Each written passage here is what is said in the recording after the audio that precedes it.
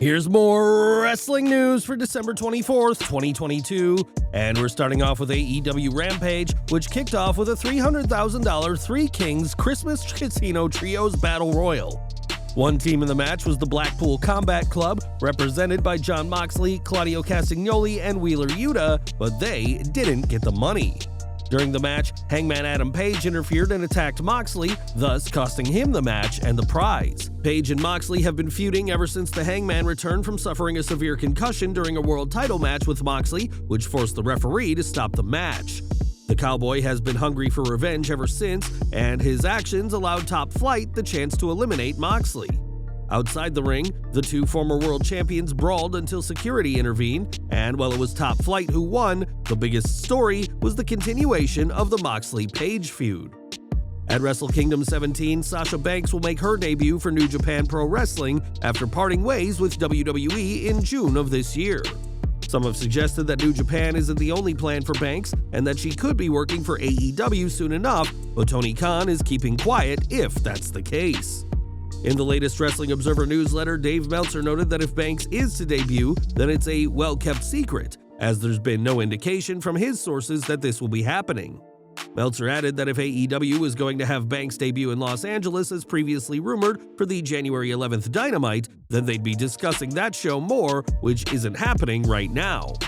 It's been rumored that Banks will be Saraya's mystery partner when the English star takes on AEW Women's World Champion Jamie Hayter and Britt Baker on the 11th, but nothing has been confirmed just yet.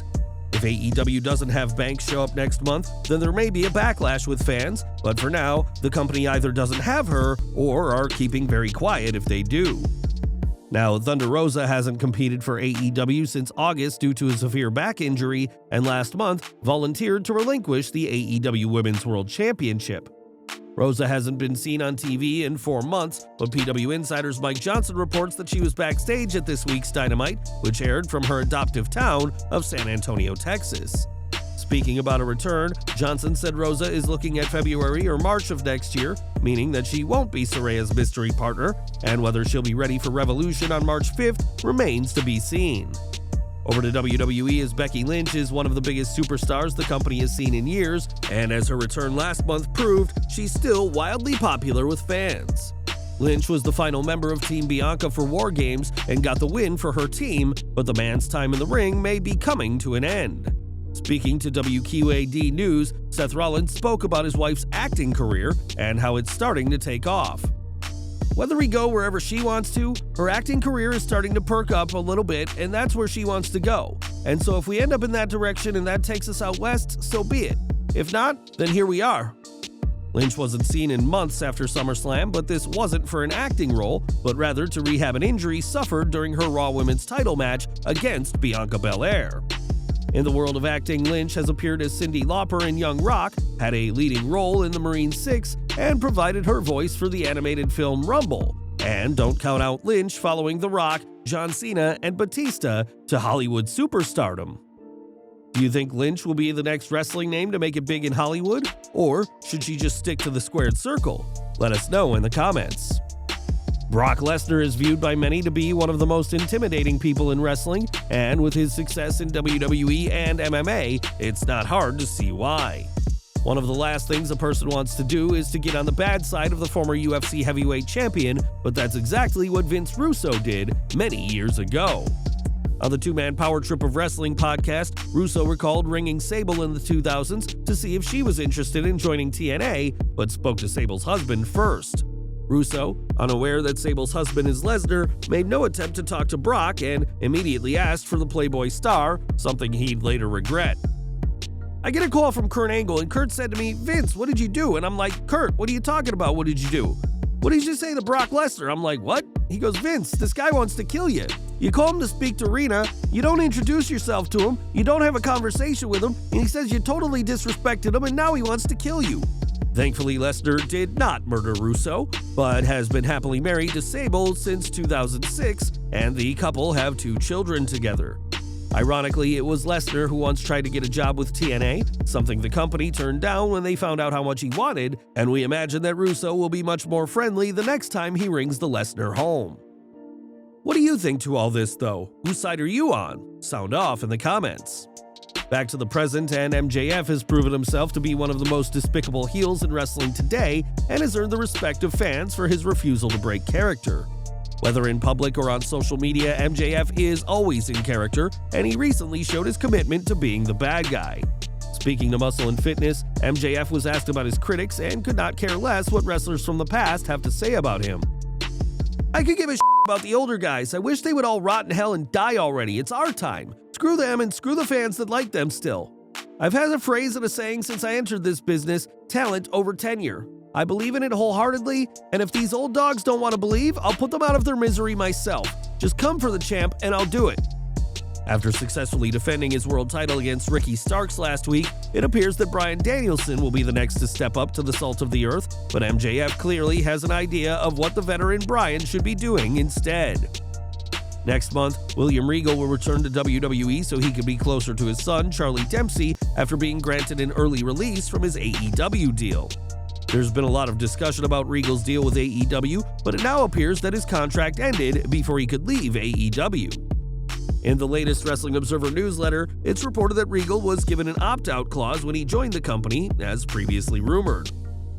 Just to clarify the William Regal leaving stuff is that WWE sources were correct that Regal did have an opt-out on 2/24, but Tony Khan had an opt-out on 12/22.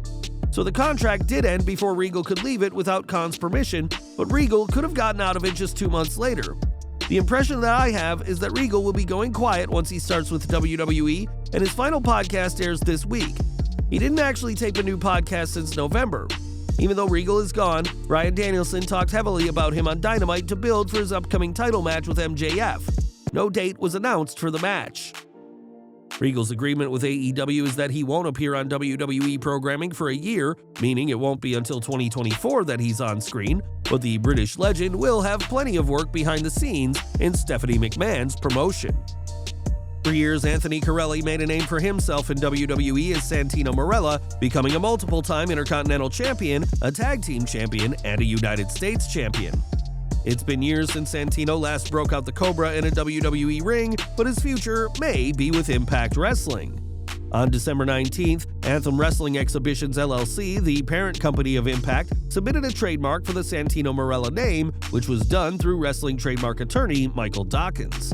WWE's ownership of the trademark expired in 2021, leaving Impact free to acquire it, and it certainly looks like Santino will be heading to Impact soon. While Santino has made sporadic appearances for WWE in recent years, his last match for WWE was in 2014, and the Battle Arts School head is seemingly finished in the ring. Santino may be done as a wrestler, but his daughter Bianca wrestles in NXT as Ariana Grace, but the Master of the Cobra may be on Impact Wrestling soon enough. Mandy Rose may no longer be the NXT Women's Champion or work for WWE anymore, but she's still the talk of the professional wrestling world in some circles. Despite her recent release, all signs point to Rose doing just fine financially thanks to her Fan Time site.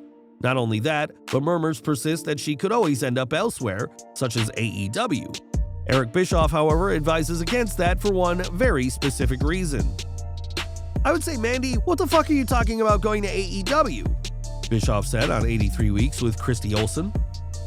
"You're making more money 45 minutes a week than you could make in the next 2 years at AEW. Why would you do that?" Bischoff has been critical of AEW in the past. He believes that it'd be a step down for Rose. "She's been to the Mountaintop," he continued. Bischoff may not entirely understand the fascination with Fan Time and similar sites, but he's the last person that's going to stand in Rose's way. If she's going to go the route of OnlyFans or whatever, I don't have an opinion of it. When it comes to those sites and the oft-cited morality clause in contracts, specifically with regards to WWE, Bischoff believes the language surrounding it is likely very vague. "I don't pass judgment, you know. If women or men decide that they want to be involved, then I don't care as long as it's not hurting anybody and they're doing it of their own volition. I don't see the conflict." What do you think Rose's next step should be? Should she join AEW or wait until being called up by WWE or stay out of wrestling altogether? Sound off in the comments below. And we're ending with WWE, who next week will host their annual Boxing Day live event from Madison Square Garden, which recently underwent a major change. Originally, the main event of the show would have pitted the Usos, Sami Zayn, and Solo Sikoa against Drew McIntyre, Kevin Owens, Butch, and Sheamus, but as we reported yesterday, That's no longer the case.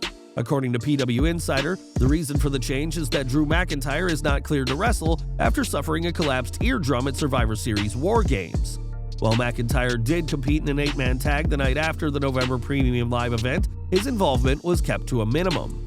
McIntyre has reportedly been insisting that he can wrestle, but WWE does not want to take any chances with the former world champion, especially as we get closer to the Royal Rumble and the road to WrestleMania 39. Instead of an 8-man tag, the upcoming MSG show's main event will see the Usos face Braun Strowman and Kevin Owens, and it remains to be seen when Drew will be back in the ring.